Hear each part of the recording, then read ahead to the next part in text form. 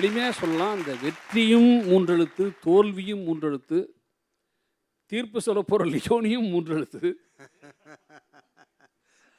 ஆனால் இந்த வெற்றிக்கும் தோல்விக்கு இடையில் ஒரே ஒரு வித்தியாசம் தான் இருக்குது. தோல்வி சும்மா இருந்தாலே வரும். ஒன்றும் சிரமம்லாம் பட வேண்டாம், நீங்கள் சும்மா இருந்தாலே தோல்வி வரும். ஆனால் வெற்றி இருக்குல்ல, திறமைங்கிற ஒரு மூன்றெழுத்துள்ள இருந்தால் தான் வெற்றி வரும். இதுதான் எங்களுக்குள்ள வேறுபாடு. நான் தோல்வியை அசிங்கப்படுத்த விரும்பலை, ஆனால் ஒன்று சொல்லிவிட்டு போனேன், அண்ணா அண்ணா அண்ணான்னு. அது எல்லாருமே உதாரணங்களாக சொன்னார். நம்ம இந்திராவில் ஆரம்பித்து இனியவன்லேருந்து வரப்போகிற தனபாலேருந்து எல்லாருமே. நான் எனக்கு என்ன ஒரு சந்தேகம்னா, நீங்கள் சொன்ன அண்ணா, எடிசன், அம்பேத்கர், லிங்கன் அத்தனை பேருமே வெற்றி பெற்றவர்கள் தான் என்பதை நீங்கள் மறந்துடக்கூடாது. நீங்கள் வெற்றி பெற்றவங்களை உதாரணமாக சொன்னாலும் ஜனங்களுக்கே புரியுது. நான் மீண்டும் சொல்கிறேன், தோல்வியை பழகிறது ஒரு மனசு இருக்குல்ல, அந்த மனசு வந்துருச்சுன்னாலே வெற்றி அடைய முடியாது. இதோ என் பக்கத்தில் டிஎன் ராஜரத்னம் பிள்ளை படம் தான் இருக்குது இந்த அரங்கத்தில். நான் ஒரு குறிப்பை கூட சொல்லிட்டு போகிறேன். தான் வெற்றி அடைபவன் வெற்றியாளன் அல்ல, தான் வெற்றியடையும் போதே எவன் பிறரையும் வெற்றியடைய வைக்கிறான் அவன் தான் சிறந்த வெற்றியாளன். மறந்துடாதீங்க. ராஜரத்னம் பிள்ளை நாதசுரம் தான் வாய்ச்சார். எல்லாத்துக்கும் வரலாறு இருக்குது. மன்னனுக்கு வரலாறு இருக்குது, எல்லாத்துக்கும் வரலாறு. சயின்ஸுக்கு வரலாறு இருக்குல்ல, இசைக்கும் வரலாறு உண்டு.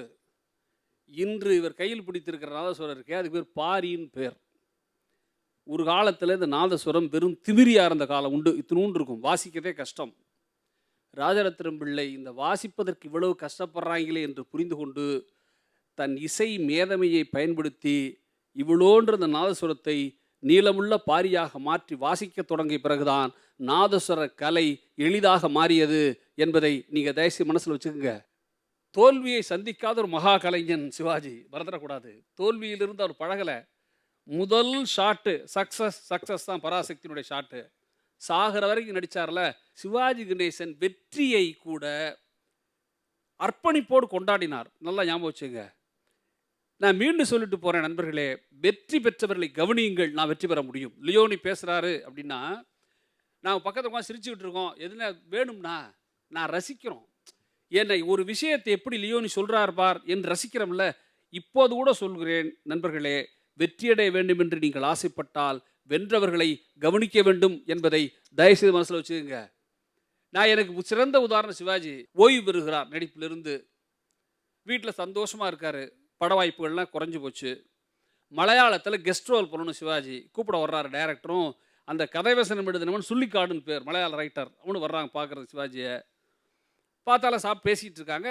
டேர்ம்ஸ் அண்ட் கண்டிஷன்லாம் முடிஞ்சு போச்சு, பணம் இவ்வளோலாம் கொடுக்குறதெல்லாம் செட்டில் ஆகி போச்சு. வாங்கப்பா சாப்பிட்லான்னு சிவாஜி கூப்பிட்றாரு. சிவாஜியோட சாப்பிட எல்லோரும் போகிறாங்க. சாப்பிட உட்காரும்போது டைனிங் டேபிளில் அந்த எழுத்தாளர், இந்த பக்கம் டைரக்டர், எதுக்க சிவாஜி சாப்பிட ஆரம்பிக்கிறாங்க. அந்த சின்ன பையன் எழுத்தாளர் அவனுக்கு சிவாஜியை பார்த்து ஆச்சரியப்பட்டு, சார் உங்கள் நடிப்புனா ரொம்ப பிடிக்கும் சார் அப்படிங்கிறான்.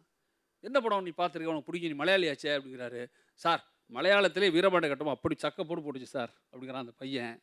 சிவாஜிக்கு சந்தோஷம் தாங்கலை. வேறு மாநிலத்துக்காரன் வேறு மொழிக்காரன் பாராட்டுறேன்னு சந்தோஷப்படுறாரு. இந்த நேரம் என்ன நடந்த போது, சாப்பிட்டு முடிச்சு ஏந்திரிக்கும் போது அவன் சும்மா இருக்க முடியாமல் சிவாஜியை பார்த்து, சார் அந்த கட்டவங்களை வசனம் பேசுவீங்கல்ல, மாமனா மச்சானா மானம் கட்டவனேன்னு, அதை பேசி காட்டுங்க சார்ன்ட்டான். அந்த இயக்குனருக்கு அப்படியே அந்த ப்ரொடியூசர் செத்தே போயிட்டான். இவரை 1,00,000 பேருக்கு முன்னாடி நடித்த ஒரு மகா கலைஞனை சின்ன பையலை சும்மா நீ பாட்டு ஜஸ்ட் லைக் தட் ஒரு வசனம் பேசுங்கன்னு சொல்லிட்டியாடா என்று நினைக்கும் போது சிவாஜி என்ன செய்கிறாரு, இது பாலச்சந்திரன் சொல்லிக்காடு தான் எழுதியிருக்கிறான். துண்டு எடுத்து சேரில் போட்டுட்டு அந்த கட்பனியனோட எழுந்திரிச்சு அவனை பார்த்து அப்படி நிற்கிறாரு. சொல்லிக்காடு எழுதுகிறான். சாப்பிடும்போது வெறும் 5 அடி 6 அங்குலம் இருந்த சிவாஜி கணேசன் எழுந்து நின்றபோது 7 அடி 8 அங்குலமாக என் கண்ணுக்கு பட்டார் என்று சொல்லிவிட்டு சொல்கிறான். சிவாஜி எழுந்திரிச்சு அந்த முழு வசனத்தை பேசுகிறார். மாமனா மச்சானா மானம் கட்டவனே வீரபாண்டி கட்ட வசனத்தை பேசி காட்டுறவனே அப்படியே பிரமிச்சு போய் நிற்கிறான். எல்லாம் 2 பேரும் எல்லாம் பேசி முடிச்சுட்டு சிவாஜி உட்காரும்போது, நல்லா இருந்துச்சா அப்படின்னு கேட்குறாரு. சொல்லிக்காடு எழுதுனான், 1,00,000 பேருக்கு முன்பு நடிக்கும்போது எவ்வளவு சிரத்தையோடு நடிப்பாரோ அப்படி ஒரு மனிதனுக்கு முன்பு பேசும்போதும் அதே சிரத்தையோடு சிவாஜி கணேசன் நடித்தார்னு போட்டார். இப்போ வெற்றி என்பது ஒன்று ஈஸியான விஷயம் அல்ல, தப்பிச்சு போயிடுறதுக்கு. வெற்றி என்பது மாபெரும் விஷயம். நான் மகாகவி பாரதியின் கவிதையோடு முடிக்கிறேன்.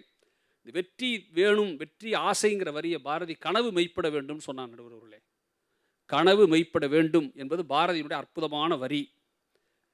எப்படி கனவு மெய்ப்படும் என்ற கேள்விக்கு அடுத்த வரியிலே பதில் சொன்னான், காரியத்தில் உறுதி வேண்டும் என்று. யாருக்கு காரியத்தில் உறுதி இருக்கிறதோ அவன் கனவு மெய்ப்படும், அவன் வெற்றி பெறுவான். எனவே வெற்றியின் மீது ஆசை வைப்பதுதான் வாழ்வின் மிக மிக சிறந்தது. தோல்வியை பழகுவது அது ஒரு மனோநிலையை தவிர அது வாழ்க்கை அல்ல. விடைபெறுகிறேன். நன்றி.